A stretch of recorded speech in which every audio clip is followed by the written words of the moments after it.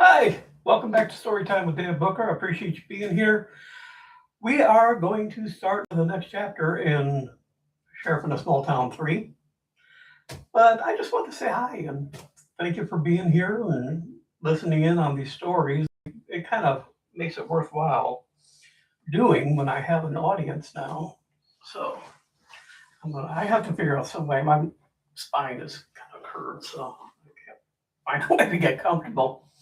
All right, so we're going to do fame. I know as an author, you should really just love your entire book, but there are certain chapters that I've written that are a lot more fun to me than others, and this is one of them. So this is like one of my top 10 favorite. And I finally have my book. I finally got it from the mail yesterday, so I can read from this instead of my computer. Much easier and much more fun. Okay, fame. It has been said some seek fame while others have fame thrust upon them. Though I believe the quote has the word greatness in place of fame. In either case, it would apply to our local celebrity. They never sought fame. They don't consider themselves famous. And they continue to go through their daily lives as they always have, quietly and with that dignity for which they are well known. But when you are continually photographed at the local tavern, having your bowl of beer, walking around town, getting hugged by men, women, and children, and participating in many of the local celebrations, it is inevitable that you would be easily recognized and that people from out of town would seek you out to be photographed with them. One sentence above should have told you who we are discussing. Huston Grange's horse. Huston Grange didn't have a lot of imagination when it came to naming his animals. His horse was horse, his dog. Horse had a stall right off the street, and by the front of the stall was a rope he could pull to raise the bar and let himself out. He usually slept in his stall, but spent the day wandering around town and seeing what was going on. To the folks in town, he was just another resident. Unknown to the town and to Horace, today would be he would add another legend to his already extensive story. Today is Thursday, and at 11 a.m., the working dog trials were held at the sports field of Century High School. This was started about 15 years ago by Huston, who used the trials to sell his trained pups. His dogs won regularly enough so that he made good money from the young dogs he had on offer. Today, Rocky was going to show a different type of working dog. For the past 2 years, he had been diligently training Tucker for work as a police dog.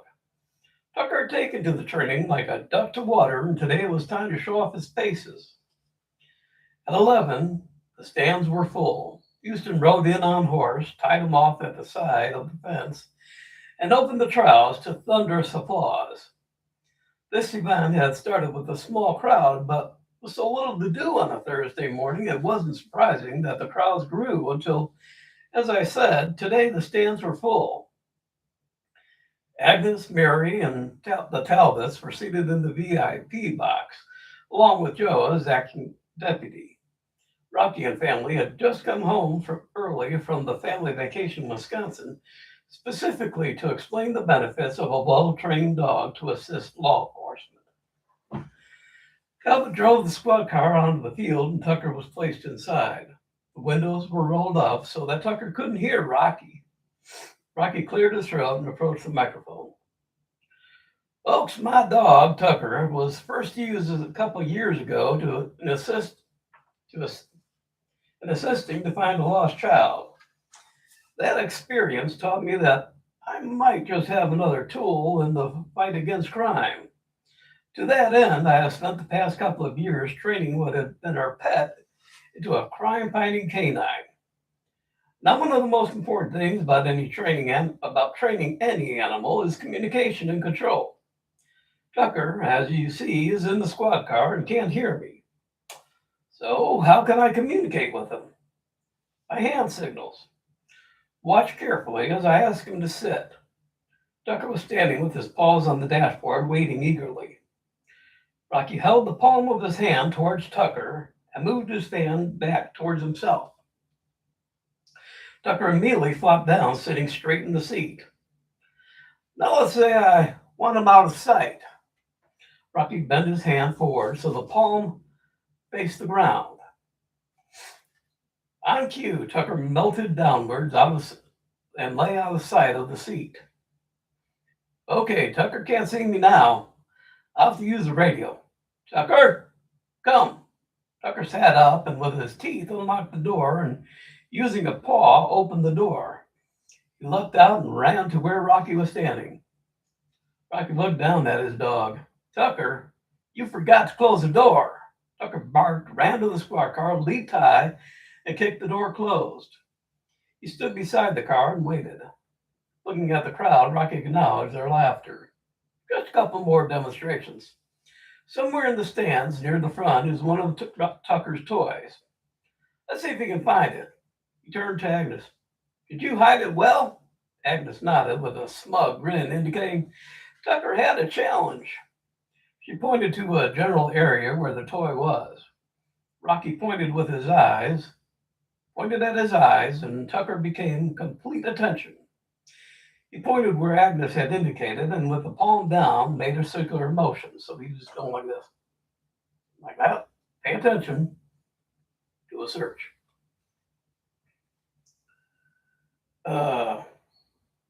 Tucker was off like a bullet from a gun, nose to the ground, and began to search. People were amused as he sniffed around seats, nosed bags, and pawed to move objects. He narrowed the search by the end of the row and pawed at the garbage can. Working hard, he pushed it over and struggled to drag out the inner can. Luckily, it was empty, or there would have been a lot of garbage everywhere. With the inner can out, Tucker charged inside and brought out a small, much-loved teddy bear. He charged back to Rocky to a standing ovation. Agnes called Rocky over and whispered that Tucker hadn't been the only demonstrator. Apparently, Horse had been carefully following what was going on and, being intelligent, had determined that Rocky's hand signals were telling Tucker what to do. He was so in tune with the demonstration that when Rocky had told Tucker to sit, Horse sat. When he told Tucker to lay, Horse had laid down. When he sent Tucker to sweep and search, Horse was sniffing all around, found an apple in a garbage can next to the fence. Rocky mentioned that if anyone had been watching Horse, that there just might be another law enforcement animal in our midst. People had indeed been watching Horse's demonstration with growing amusement. Rocky called Joe over and pointed to the trunk of the squad car. Joe opened the trunk, stripped his shirt off and over his head, and proceeded to don a thick suit of red foam rubber. As Rocky was speaking, all eyes watched Joe becoming encased in the suit with Talbot's help. Talbot fastened the final belt, and Joe waddled to the front of the car. Ladies and gentlemen, Tucker has been trained not only by me, but at the school former Sheriff Marvin Morgan was teaching at.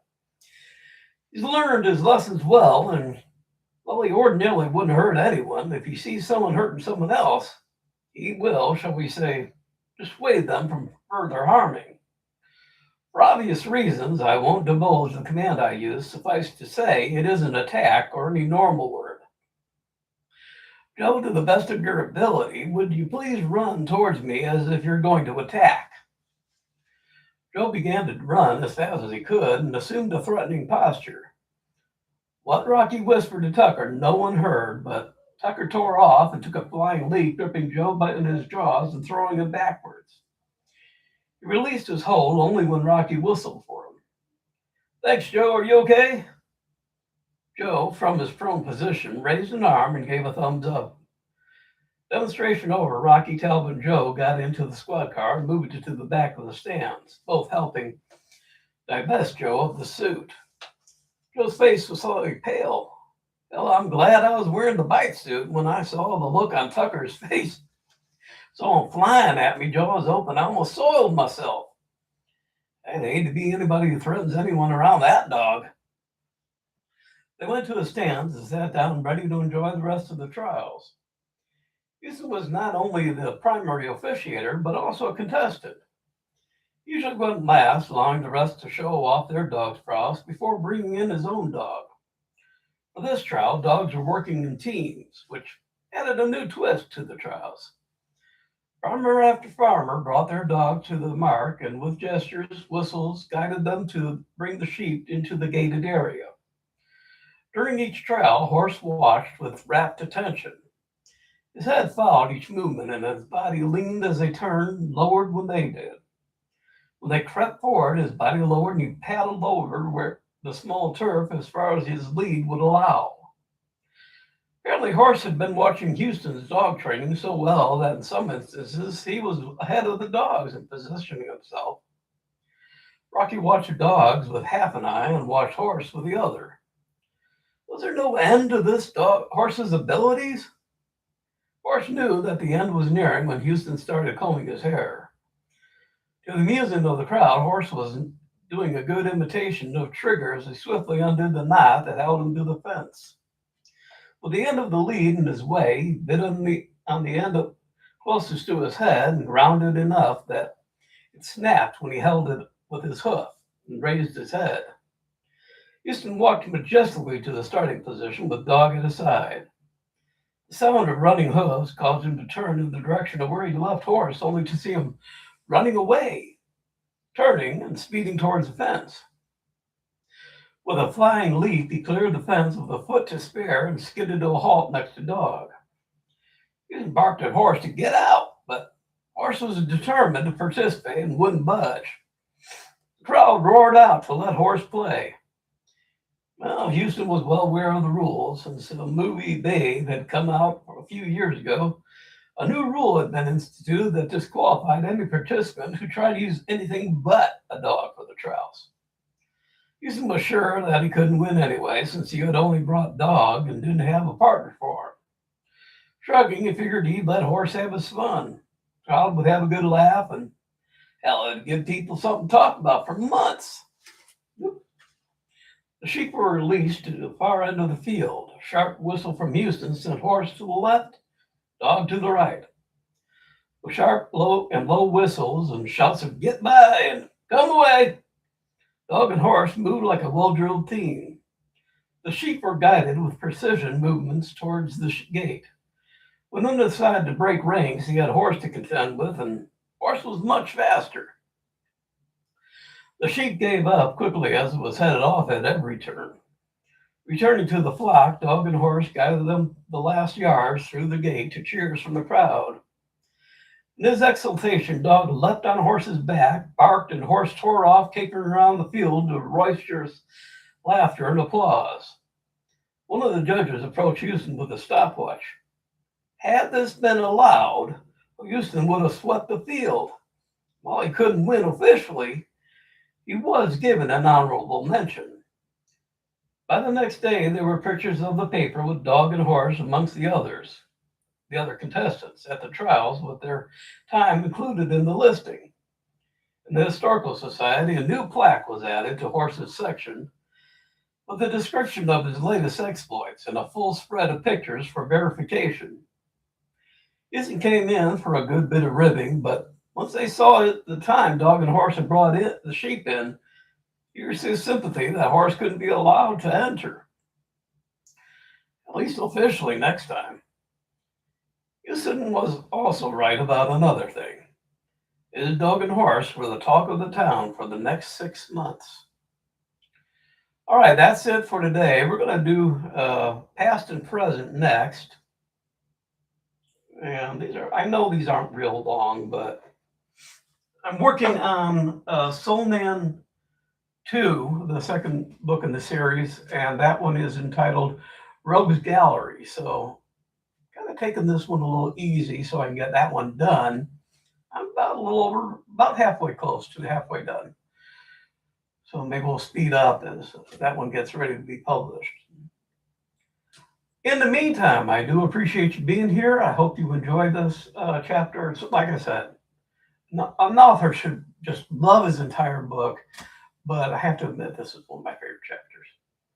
So I do apologize for looking a little odd, but I made a mistake with my razor, and what can you do? I look like a Mormon now, or Amish.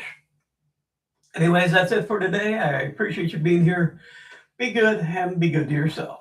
Bye.